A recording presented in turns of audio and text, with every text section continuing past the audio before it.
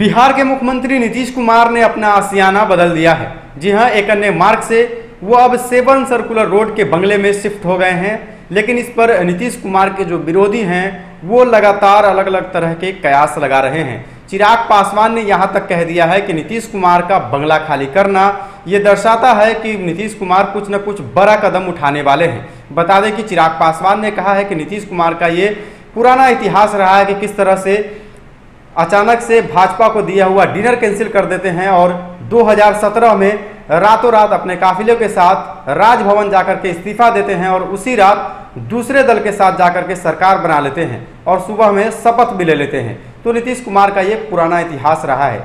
सुनिए क्या कुछ कह रहे हैं चिराग पासवान। नीतीश कुमार शिरकत करने पहुंचते हैं पैदल, फिर नीतीश कुमार की मुलाकात अमित शाह से होती है और उसके बाद अब अंतोगत्वा 7 सर्कुलर रोड पहुंच गए, पूरा घर खाली कर दिया। रेनोवेशन का काम जो होना है भाई, रेनोवेशन हम सबके घरों में होता है, हुआ है, पर हम लोगों ने कभी अपनी गाय भैंसों के साथ घर खाली कर दिया हो रेनोवेशन के लिए, ऐसा आमतौर पर होता नहीं है। खैर मुख्यमंत्री जी बड़े आदमी हैं, उनके पास अनेकों घर हैं, अनेकों घरों की संभावना है, पर जिस तरीके से मुख्यमंत्री आवास को उन्होंने खाली किया है ये इशारा कुछ और ही है।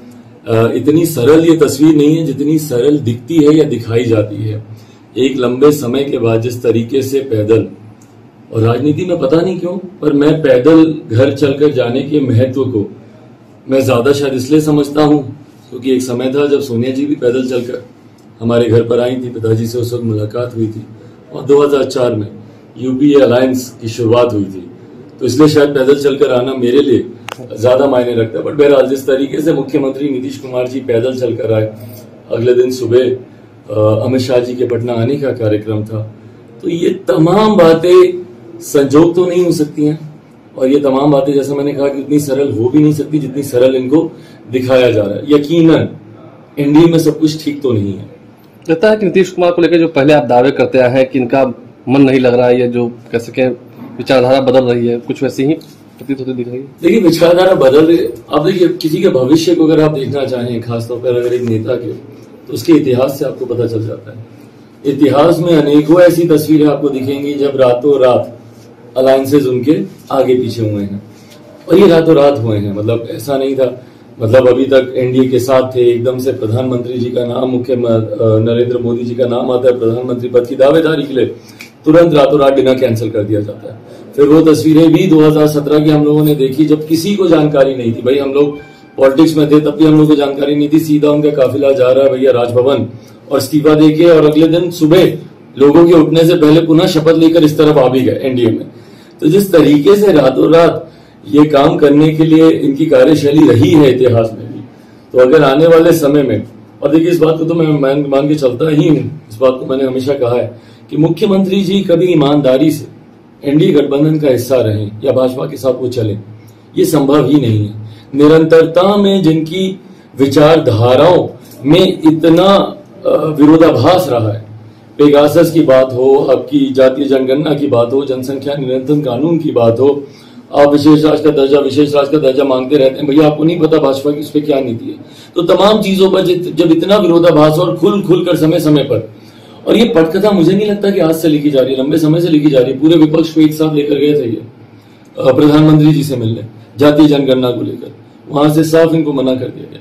तो ये मुझे लगता है कि लंबे समय से पटकथा लिखी जा रही है, बस अब इसका क्लाइमैक्स किस दिन आता है ये देखने वाली बात। जल्द आएगा, ये उम्मीद है जल्द होना है। बिल्कुल। चिराग जी, कॉमन सिविल कोड को लेकर पार्टी का क्या स्टैंड है? कॉमन सिविल कोड को लेकर पार्टी का क्या स्टैंड है? हम चाहते हैं होना चाहिए। जब एक देश है तो एक तरीके का कॉमन सिविल कोड होना चाहिए, क्यों नहीं होना चाहिए, हम इससे समर्थन। तो सुना आपने चिराग पासवान को। जी हाँ, वही चिराग पासवान है जो आज से 2 दिन पहले नीतीश कुमार का पैर छू रहे थे और आज नीतीश कुमार पर जमकर निशाना साध रहे हैं, नीतीश कुमार के नीतियों का खुल करके विरोध कर रहे हैं। तो चिराग पासवान ने कहा है कि एक कयास लगना शुरू हो जाएगा। अब नीतीश कुमार कहीं ना कहीं कोई बड़ी तैयारी में है। कहा जा रहा है कि एक अन्य मार्ग में कुछ काम चल रहा था, इसी वजह से उस बंगले को खाली करके 7 सर्कुलर रोड में सीएम आए हैं। लेकिन चिराग पासवान ने कहा है कि हम लोगों के घर में भी काम चलता है, कोई भी व्यक्ति अपना घर ऐसे खाली नहीं करता है। कहीं ना कहीं कोई बड़ा फैसला नीतीश कुमार लेने वाले हैं। तो अब देखना होगा बिहार की राजनीति में नीतीश कुमार क्या कुछ करते हैं, क्या बड़ा फैसला लेते हैं, ये तो आने वाले समय में आपको पता चल जाएगा। लेकिन इस वक्त बड़ी खबर यही आ रही है कि चिराग पासवान और नीतीश कुमार की जो बीच की दूरियां हैं वो धीरे धीरे इफ्तार पार्टी में कम होती हुई दिखाई दी थी। लेकिन अब 2 दिन का वक्त भी बीत चुका है। अब चिराग पासवान फिर से नीतीश कुमार को घेरना शुरू कर चुके हैं। फिलहाल इस खबर में इतना ही। बन रहे हमारे साथ। आपने हमारे चैनल को अभी तक सब्सक्राइब नहीं किया है तो जल्द से जल्द सब्सक्राइब कर ले और फेसबुक पेज को भी लाइक करें, फॉलो करें। धन्यवाद।